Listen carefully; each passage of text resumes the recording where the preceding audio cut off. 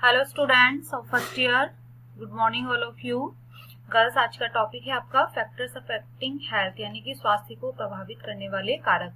इससे पहले video lecture में हमने बात की थी definition of health and concept of health, साथ ही टाइप्स ऑफ हेल्थ और कौन कौन से ऐसे रूल्स, जनरल रूल्स हैं जो स्वस्थ रहने के लिए व्यक्ति को फॉलो करने पड़ते हैं। तो आज के वीडियो लेक्चर में हम बात करेंगे फैक्टर्स अफेक्टिंग हेल्थ, यानी कि ऐसे कौन से तत्व हैं, ऐसे कौन से कारक हैं जो एक व्यक्ति के स्वास्थ्य को प्रभावित करते हैं। ठीक है, स्वास्थ्य को प्रभावित करने वाले कारकों की अगर हम बात करें तो मनुष्य का भीतरी शरीर स्वयं में एक पूरी दुनिया है जिसका संपर्क निरंतर बाहरी वातावरण से बना रहता है।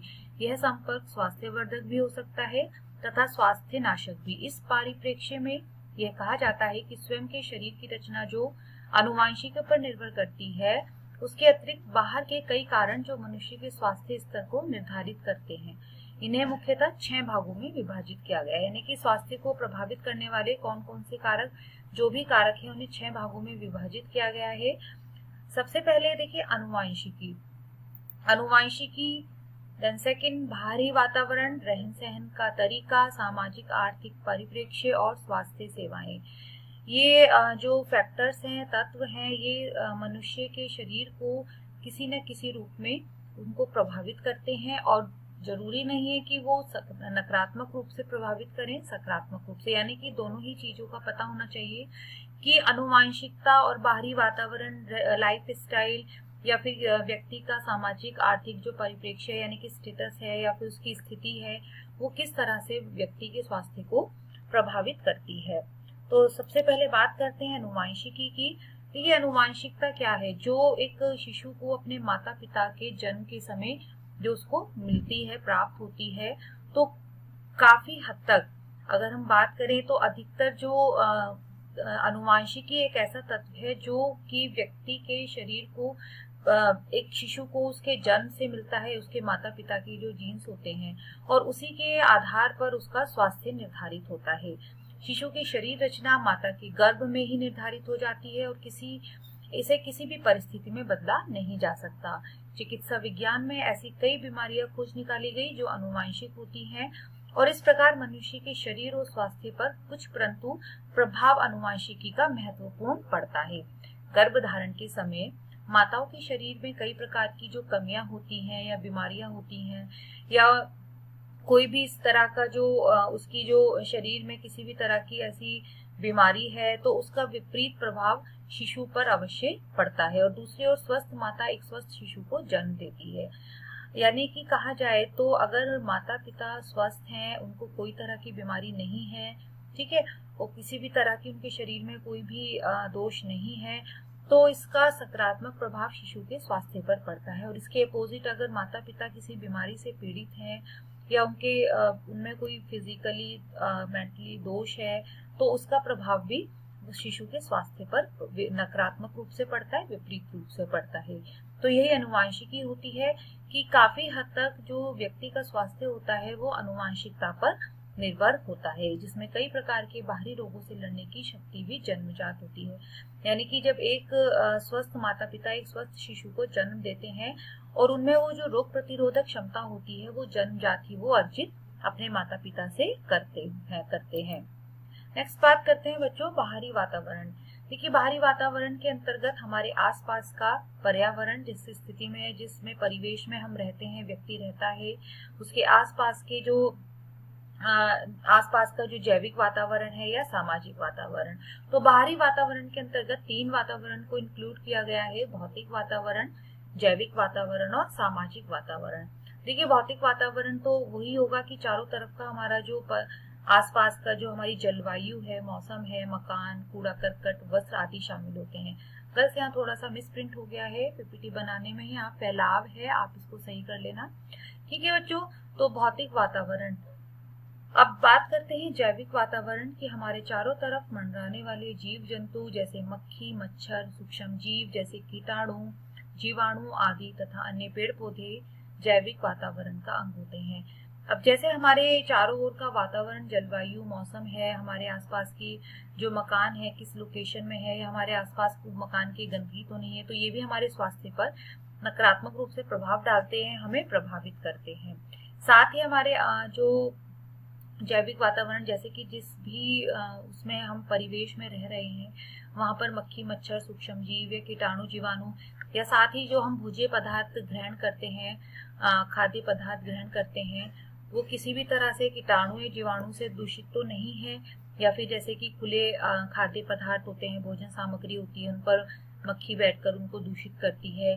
साथ ही जैसे कि मच्छरों का प्रकोप, जो कई तरह की जैसे मलेरिया जैसे रोग होता है, तो ये जैविक वातावरण के अंतर्गत आता है। तो अगर जैविक वातावरण के अंदर जीव जंतु जैसे सूक्ष्म जीवाणु, कीटाणु, बैक्टीरिया जैसे जो जीवाणु हैं, बैक्टीरिया हैं, वो हमारे खाद्य पदार्थ को दूषित करेंगे, तो या हमारे चारों ओर गंदगी फैलाएंगे, तो इससे क्या होगा, जैविक वातावरण दूषित होगा, जो हमारे स्वास्थ्य पर नकारात्मक प्रभाव डाल सकता है।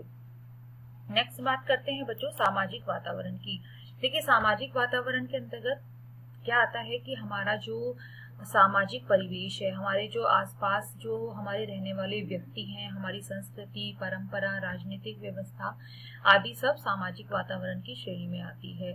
तो ये तीनों ही तत्व किसी न किसी रूप में, सकारात्मक या नकारात्मक रूप में, हम व्यक्ति के स्वास्थ्य को प्रभावित करने वाले कारकों को में माने जाते हैं।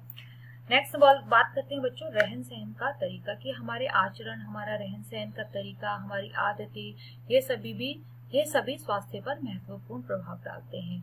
खराब आदतें जैसे कि धूम्रपान, शराब का सेवन करना आदि कई शारीरिक रोग उत्पन्न होते हैं इससे, और अत्यधिक तनाव, संवेगात्मक तनाव, थकान, विभिन्न हृदय रोग होने की संभावना उनसे रहती है। तो आजकल का जो लाइफ स्टाइल है वो व्यक्ति के स्वास्थ्य को हर तरह से प्रभावित करता है। अगर हमारी दिनचर्या अच्छी होगी, हमारा उठने का समय, हमारा खाने पीने का समय, हमारा सोने का समय, ठीक है, वो अच्छा होगा, तो हमारा स्वास्थ्य भी बेहतर होगा। और इसके विपरीत अगर हमारी दिनचर्या अच्छी नहीं है, तो वो कहीं ना कहीं किसी न किसी रूप में हमारे स्वास्थ्य को प्रभावित करती है। तो अपने स्वास्थ्य को बनाए रखने के लिए व्यक्ति को चाहिए कि वो अपने लाइफ स्टाइल को बेहतर बनाए, अपने अच्छी आदतें अपने दिनचर्या में शामिल करे, पौष्टिक भोजन ले, ठीक है, साथ ही जो भी स्वच्छता और स्वास्थ्य से संबंधित नियम है उनका पालन करे, ताकि एक अच्छा स्वास्थ्य उनको प्राप्त हो सके। नेक्स्ट बात करते हैं बच्चों सामाजिक आर्थिक परिप्रेक्ष्य। देखिए, सामाजिक आर्थिक परिप्रेक्ष्य के अंतर्गत काफी हद तक, जैसे कि अभी हमने सामाजिक वातावरण की बात की थी, सामाजिक विकास, सामाजिक परिवेश, ऐसे ही किसी भी व्यक्ति की इकोनॉमिकल कंडीशन, ठीक है, उसकी आर्थिक स्थिति कैसी है। अगर व्यक्ति की सामाजिक और आर्थिक स्थिति अच्छी है, तो वो काफी हद तक अपने परिवार के सदस्यों का ध्यान रख सकता है, उनकी बीमारी में उनको अच्छी चिकित्सा प्राप्त करा सकता है। साथ ही पौष्टिक भोजन, संतुलित भोजन और जितने भी न्यूट्रिएंट्स, जितने भी पोषक तत्व व्यक्ति को उसकी आयु के अनुसार, उसकी क्रियाशीलता के अनुसार चाहिए, वो सब उसको प्रदान कर सकता है। तो काफी हद तक, जैसे कि आर्थिक परिप्रेक्ष्य से अर्थ बच्चों वही हुआ कि किसी भी व्यक्ति की, किसी भी परिवार की आर्थिक स्थिति, फाइनेंशियल पोजीशन, ठीक है। तो अगर किसी भी परिवार की फाइनेंशियल पोजीशन अच्छी है, तो वो अपने जो है अपने डाइट को, अपने जो खान पान को वो अच्छा बनाएगा। जैसे कि अगर हम बात करें कि अगर हम अपने खान पान की बात करें, तो प्रोटीन रिच डाइट हमको लेनी चाहिए, ठीक है, हेल्दी रहने के लिए। लेकिन कभी कभी प्रोटीन रिच डाइट जो होती है वो एक्सपेंसिव होती है, क्योंकि वो जो है हर कोई व्यक्ति उसका सेवन नहीं कर पाता है। तो यहाँ पर इसी चीज से यही अर्थ है कि सामाजिक आर्थिक परिप्रेक्ष्य भी काफी हद तक हम व्यक्ति के स्वास्थ्य को प्रभावित करता है, प्रभावित करने वाले तत्वों में माना जाता है। साथ ही नेक्स्ट बात करते हैं बच्चों शिक्षा। देखिए, शिक्षा क्षेत्र में जागरूकता पैदा करती है, ठीक है, स्वास्थ्य के क्षेत्र में, तथा स्वास्थ्य का क्षेत्र इससे अछूता नहीं है। एक शिक्षित व्यक्ति प्राय जो है स्वयं को अज्ञानता के कारण गंभीर स्थिति में ले जाते हैं।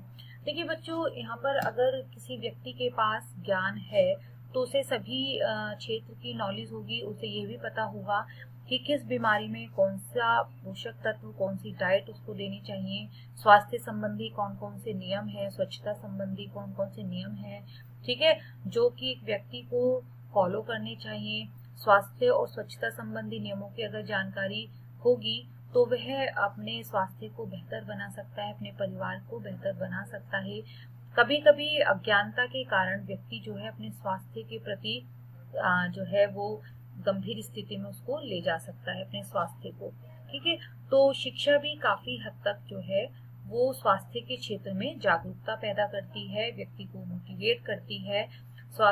अगर शिक्षा है तो वो अपने स्वास्थ्य को बेहतर बना सकता है। अगर उसे ज्ञान है, स्वास्थ्य और स्वच्छता संबंधी नियमों की जानकारी है, तो वह काफी हद तक अपने स्वास्थ्य को बेहतर बना सकता है, ताकि उसके स्वास्थ्य पर इसका सकारात्मक प्रभाव पड़े। ओके गर्ल्स, आज का टॉपिक हम यहीं तक डिस्कस करते हैं। इसी टॉपिक को कंटिन्यू करते हुए मिलते हैं नेक्स्ट टॉपिक वीडियो में। Thank you girls, take care.